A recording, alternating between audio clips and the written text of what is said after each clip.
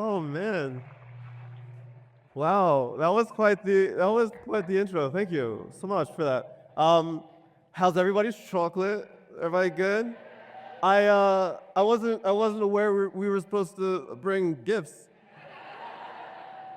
I had no idea. So here's the thing. You are uh, eating chocolate, and now you are watching chocolate. Don't laugh at that. That's not funny. Well, that's not funny.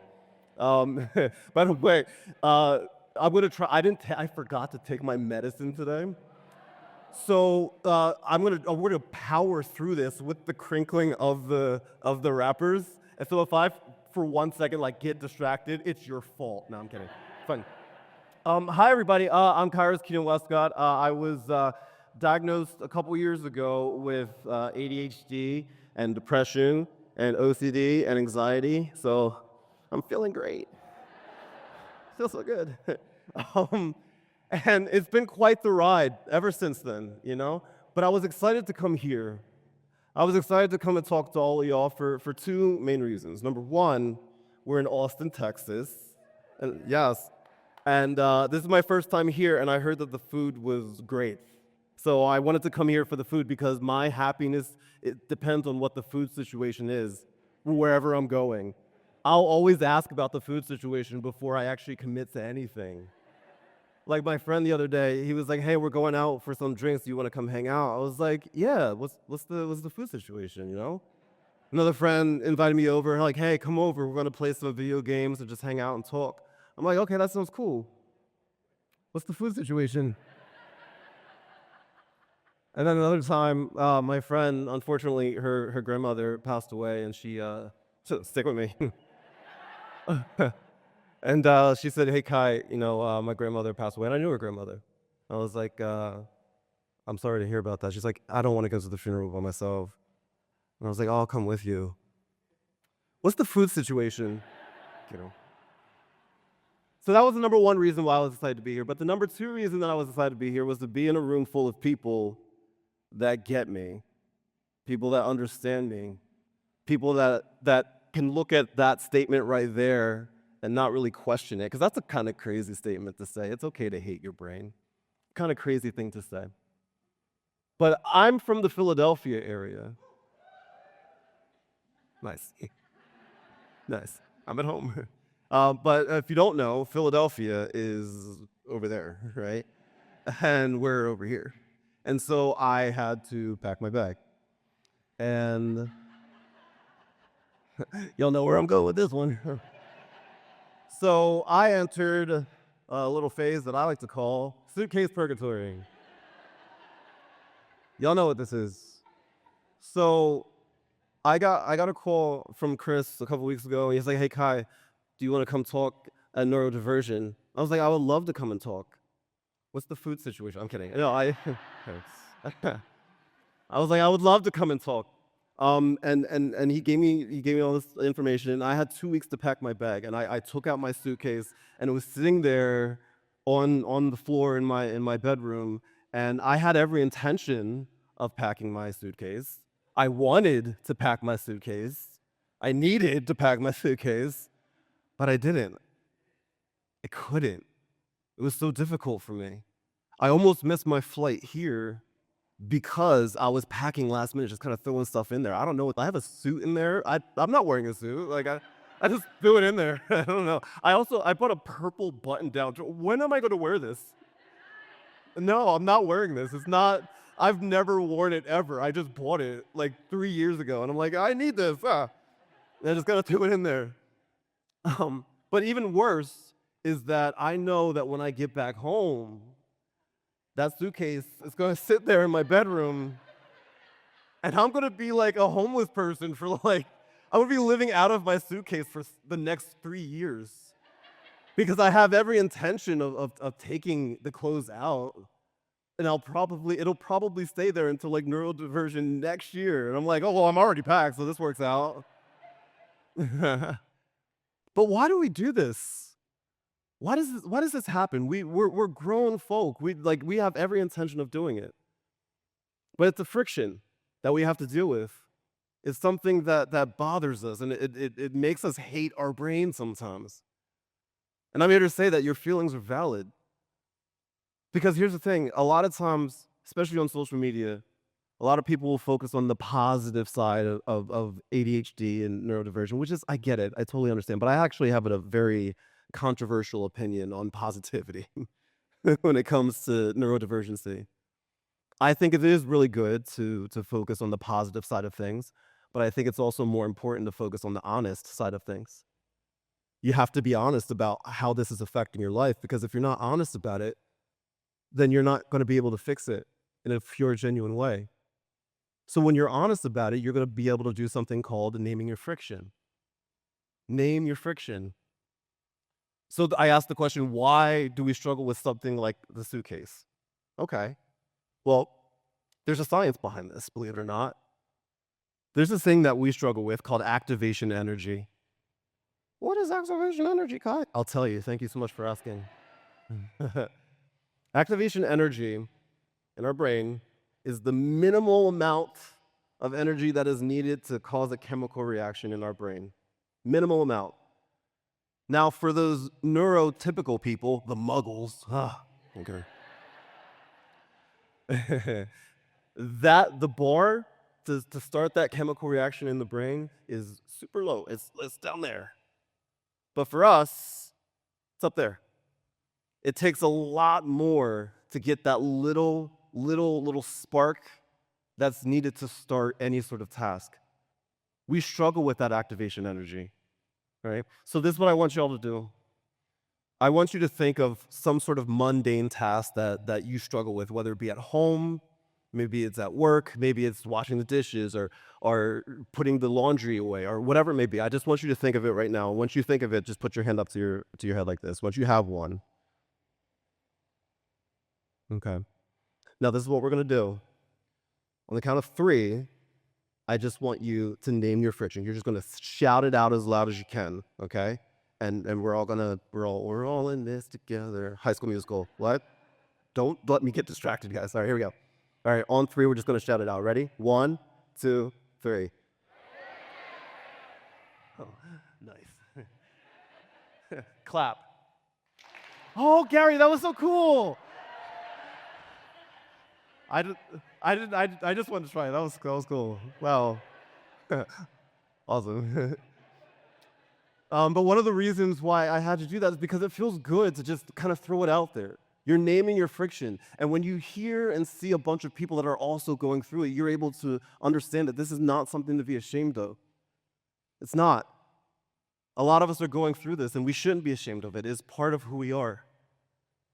And when you strip away the shame, you can now start to look at the logistics behind it. Why is this happening? I'm going to throw these letters up here for you right now. If you know what these letters are, just raise your hand. If you don't, it's okay. That's why I'm here. Cool. Okay. So these letters right here, DMN, TPN. DMN stands for Default Mode Network. TPN stands for Task Positive Network. Your DMN, think of that as your daydreaming network inside of your brain. That's when you are thinking about things that you aspire to do, or maybe it's a memory that you really enjoy, whatever it may be. That's your daydreaming side of things. Your TPN, your task mode network, that is the executive functioning side of things. That is when, like, I need to get some stuff done today, and then you actually do it. Now, those two things are supposed to work together. And for a neurotypical person, it does. But for us, not so much. It's very difficult, right? They're like two, when you're like walking towards a doorway and somebody's walking in the opposite direction, but only one person can fit through at a time, and you're like, oh no, after you. And they're like, no, after you. And then it just goes back and forth for an uncomfortable amount of time, right? That's what happens. Nothing ends up getting done. I'll give you an example. The other night, I had decided, for some reason, it's 2 o'clock in the morning, I had decided that I was going to knit. I've never knitted, ever. But my DMN, what is DPN? That's new. My DMN, I was aspiring at 2 o'clock in the morning to knit.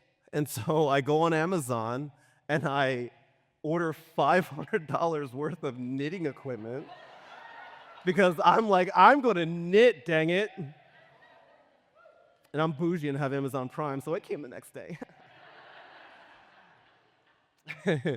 And so it got here, right? And I got the box, and I'm sitting there at my kitchen table, and I open up the box, and no lie, I did like one little loop, like half a loop, and then my TPN, the thing that was like, we're gonna do this, walked right out the door.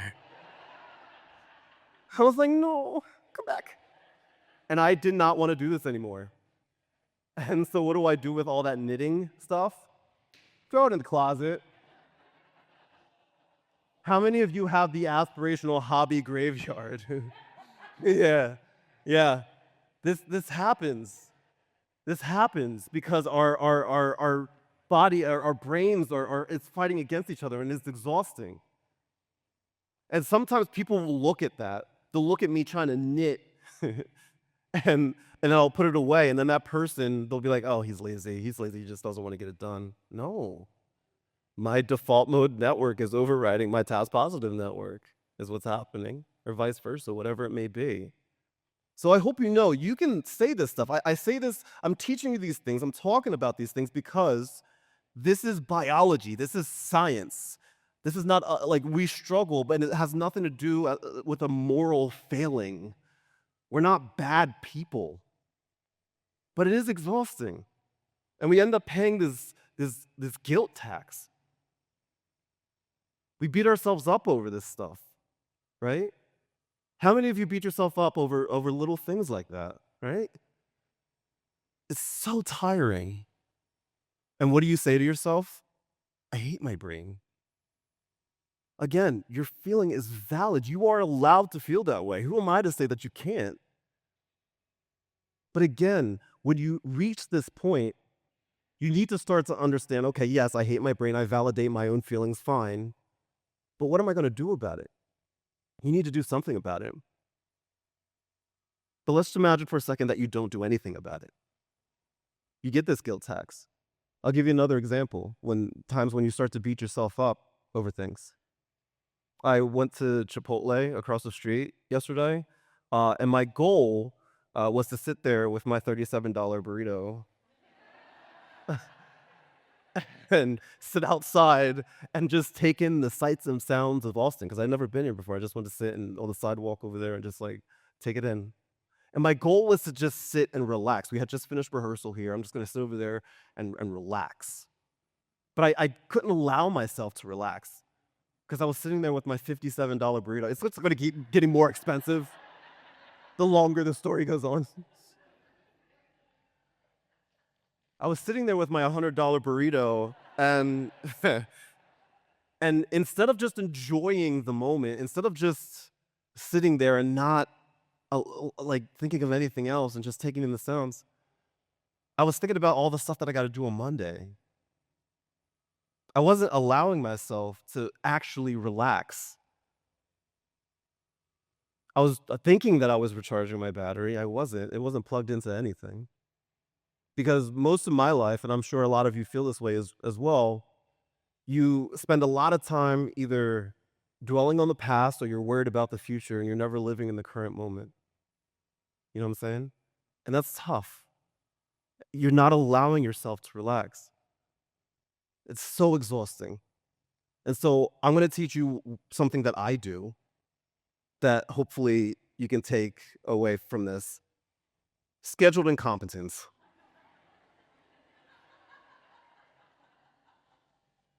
I mean, that's serious. What's so funny? Yeah. Scheduled incompetence. It is totally okay to schedule 15 minutes of your day to allow yourself to do absolutely nothing. And here's the key part. You don't feel bad about it. Don't feel bad about it. If you want to sit there and stare at a wall for 15 minutes, do it. And don't beat yourself up about it. And then that 15 minutes can become 20, can become 25 and 30. Don't go 24 hours, but you know. But you can schedule this time. And the hard part is just making sure that you allow yourself to do this without any shame. Why am I telling you this? What does it have to do with anything? This all has to do with working with your brain and not against your brain. Here's the thing. You are allowed to say that you hate your brain. I get it. But if you want to improve, you gotta start learning that you work with it. Stop fighting it. You're gonna lose. It's your brain. You're going to lose if you keep fighting it. And it's hard not to fight it. But you gotta work with it. So you gotta allow yourself to do things that may not be normal in a neurotypical world. So somebody that's neurotypical may look at your calendar and they see your Google Calendar. They're like, I see 15 minutes of scheduled incompetence in here. What is that? Because like they don't understand. But for you, you will, because it's going to make your life better. I'll give you another example. That's me. As you can see, I like to shower fully clothed.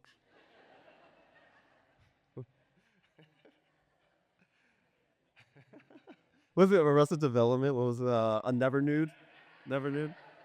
Don't let me get distracted. Stop it. You have one job. Snap. No. Wake up. Let's go. Good morning. But as you can see in this picture, I am holding, what am I holding? A multi-service? Yeah. You might be like, why? Right? I'll tell you why. I'm working with my brain and not against it.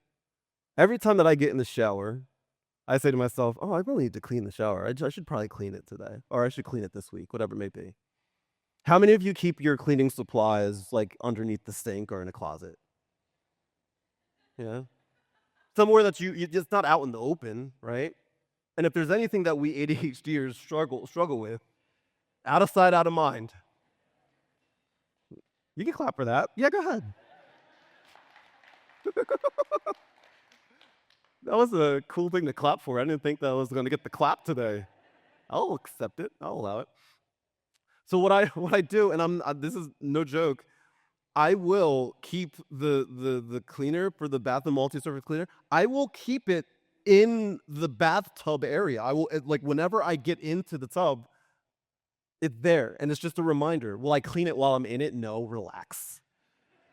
But it's a reminder for me. It's there because I know my brain, out of sight, out of mind. I'm working with my brain instead of against it.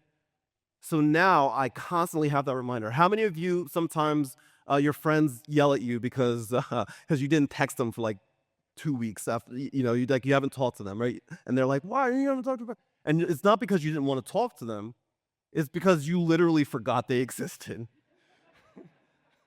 like it's nothing against them. You just literally forgot that they existed. So what do? I work with my brain and not against it. So I have, no joke, I have on my refrigerator, I have a picture of my mom, I have a picture of my sister, and I have a picture of like my closest friends, the people that I should probably text, and be like, hi, I exist. And I have that there because whenever I go get a drink of water, or whenever I go into the kitchen, they're there. And that's just a constant reminder. I'm like, oh, I should probably text my mom. Actually, I probably should text my mom. I think of it. I'm not at home, it's not on my fridge, so. But it's a constant reminder, I am working with my brain, right? That is a point of performance thing. So what I implore you to do is a thing called the point of performance audit. Think of all of the things that you can work with your brain and not against it.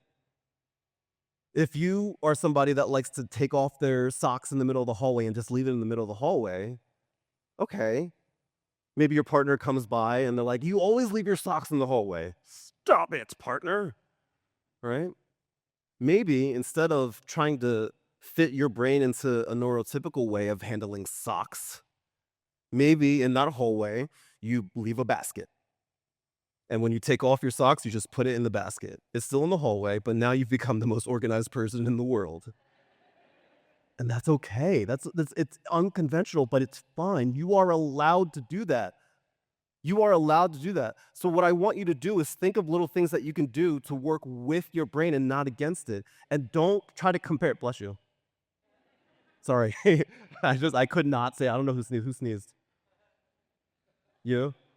How you doing? I know you said we're not, where are you from? Okay. He said he's not going to put you on the spot. I will. It's fine. I'm sorry, where are you from?